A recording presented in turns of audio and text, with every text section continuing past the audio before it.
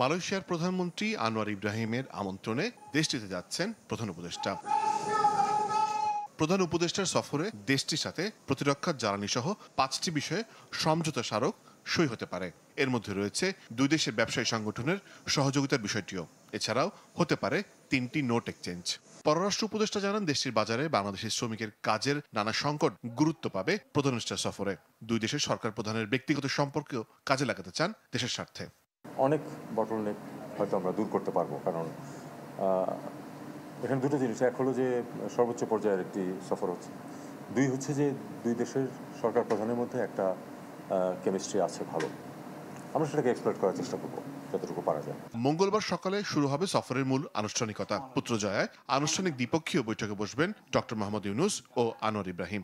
এরপর দুই সরকার প্রধান কথা বলবেন গণমাধ্যমে। এই দিন দুপুরে প্রধান উপদেষ্টার সৌজন্যে মধ্যাহ্নভোজের আয়োজন করেছে মালয়েশিয়ার সরকার প্রধান। এছাড়া সফরে একটি ব্যবসায়িক সেমিনারে অংশ নেবেন প্রধান উপদেষ্টা। ওই দিন বিকেলে মালয়েশিয়ায় বসবাসরত বাংলাদেশিদের সঙ্গে মতবিনিময় অনুষ্ঠানে যোগ দেবেন ডক্টর মোহাম্মদ ইউনূস। রাতে মালয়েশিয়ার মন্ত্রী, নাগরিক সমাজ, শীর্ষ ব্যবসায়ী আমলাদের সঙ্গে অংশ নেবেন ভিন্ন এক নৈশভোজে। দেশটির ইউনিভার্সিটি কেবাংসান মালয়েশিয়া প্রধান উপদেষ্টাকে সম্মানসূচক ডক্টরেট ডিগ্রি দেবে। এজন্য বিশেষ সমাবর্তনের আয়োজন করেছে বিশ্ববিদ্যালয়টি।